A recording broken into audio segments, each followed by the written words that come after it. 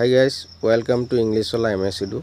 আজি মই আপোনালোকৰ কাৰণে অসম ইতিহাসৰ প্ৰথম পাৰ্ট অৰ্থাৎ প্ৰথম ভিডিও লৈ আহিছো আৰু এই ভিডিওত অসম ইতিহাসৰ মাইথোলজিক্যাল পিৰিয়ডৰ গুটেই ৰজা মহাৰাজাৰ বিষয়ে শিকিম।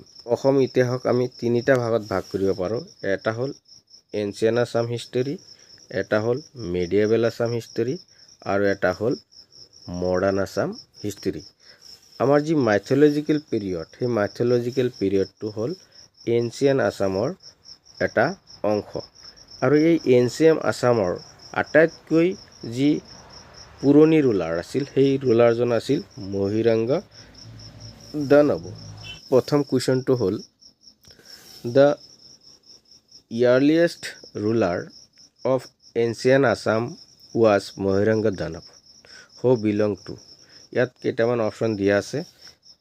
প্ৰথম অপশনটো আছে সিনো-তিব্বেটিয়ান, নন-আৰিয়ান, his capital was ময়ুৰাংকা and all of the above। ইয়াৰ শুদ্ধ এনসাৰটো হ'ব all of the above। ইয়াৰ পিছত আমাৰ নেক্সট কুৱেশ্চনটো হ'ব the book ৰাজতৰংগনী। the book ৰাজতৰংগনী belong to অৰ্থাৎ ৰাজতৰংগনী কিতাপখন কাৰ লগত জড়িত।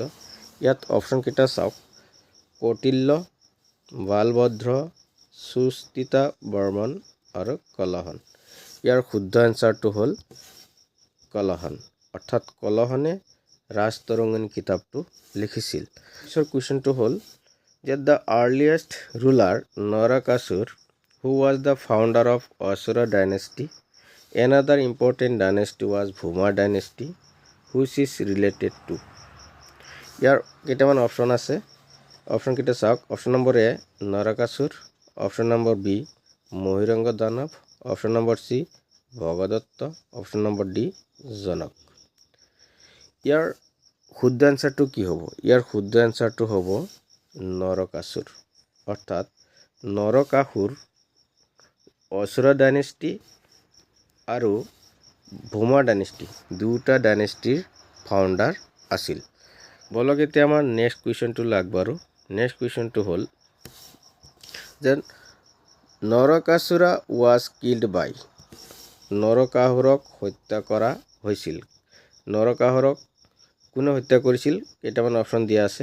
ইয়াৰে এ অপশনটো option A Arjun, option B Krishna, option C Bhagadatta, option D Mahiranga Danava. এটা চাওক, নৰকাসুৰক হত্যা কৰিছিল কৃষ্ণই আৰু ভগদত্তক হত্যা কৰিছিল অৰ্জুনে।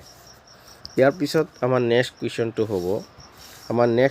কুৱেশ্চনটো হ'ল যে দ্য জেনেৰেল অফ নৰকাসুৰ অৰ্থাৎ নৰকাসুৰৰ এজন জেনেৰেল আছিল।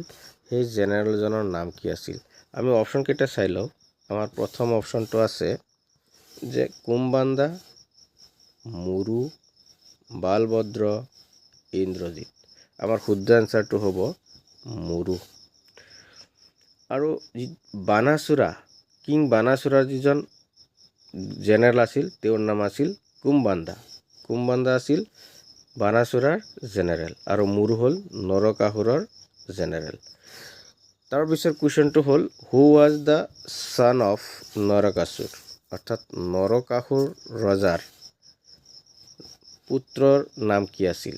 ইয়াত অপশন দিয়া আছে Bhagadatta, B Bhishmaka, C Narendra, D বানাসুৰা।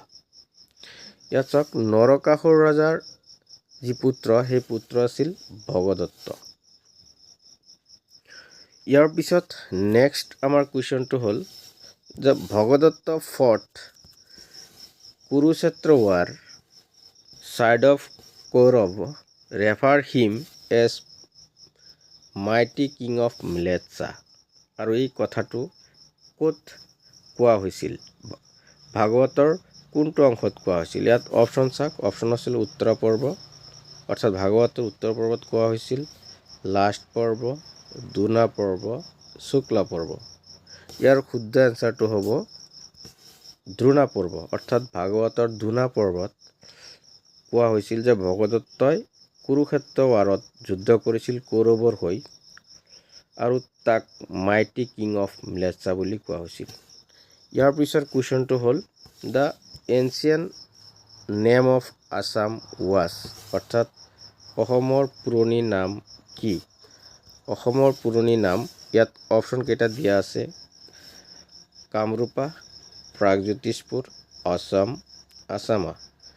ইয়াৰ শুদ্ধ এনচাৰটো হ'ল প্ৰাগজ্যোতিষপুৰ, অৰ্থাৎ প্ৰাগজ্যোতিষপুৰ কামৰূপৰ আগতে প্ৰাগজ্যোতিষপুৰ বুলি কোৱা হৈছিল। গতিকে ইয়াৰ শুদ্ধ এনচাৰটো হ'ব প্ৰাগজ্যোতিষপুৰ। এই কুৱেশ্যনটো অলৰেডি কেইবাটাও এক্সামত আহিছে, গতিকে আপোনালোকে মনত ৰাখিব।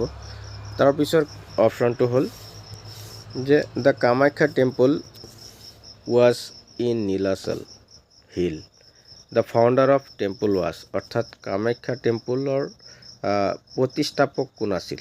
ইয়াৰ কেইটামান অপশ্যন আছে, নৰনাৰায়ণ, নৰকাসুৰ, গদাধৰ সিংহ, ৰুদ্ৰসিংহ।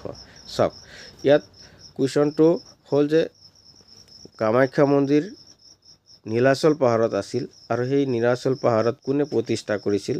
প্ৰতিষ্ঠা কৰা বুলি ক'লে নৰকাসুৰ, আৰু যদি কয় যে কোনে ৰিভিল কৰিছিলে, অৰ্থাৎ পুনৰ নিৰ্মাণ কৰিছিল, তেতিয়া নৰনাৰায়ণ। গতিকে ইয়াৰ শুদ্ধ এনচাৰটো হ'ব নৰকাসুৰ।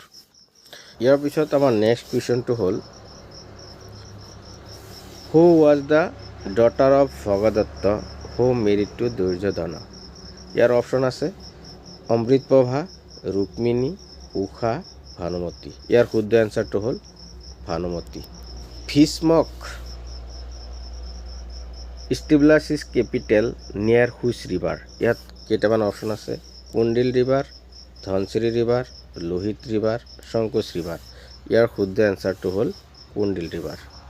তাৰপিছত আমাৰ নেক্সট কুৱেশ্যন হ'ল যে who was the general of king Banasura, অৰ্থাৎ বানাসুৰ ৰজাৰ জেনেৰেলজনৰ নাম কি আছিল? ইয়াৰ কেইটামান অপশ্যন দিয়া আছে যে মুৰাৰী, কুমবান্ধা, দুৰ্যোধন, অনিৰুদ্ধ। ইয়াৰ শুদ্ধ এনচাৰটো হ'ল কুমবান্ধা। গতিকে আজি আমি 12টা কুৱেশ্যন আলোচনা কৰিলোঁ। এনেকৈ প্ৰত্যেক দিনাই মই 10টা 20টাকৈ কুৱেশ্যন লৈ আহিম আপোনালোকে সহায় হ'ব পৰাকৈ। মই ভাবোঁ আপোনালোকৰ প্ৰেক্টিছ হ'ব, আৰু যদি ভাবে আপোনালোকে যে থিয়ৰী হিচাপে দিব লাগে, তেতিয়াহ'লে আপোনালোকে কমেণ্ট কৰিব, মই থিয়ৰী হিচাপে ভিডিঅ' বনাবলৈ চেষ্টা কৰিম। গতিকে আজি এইখিনি, থেংক ইউ।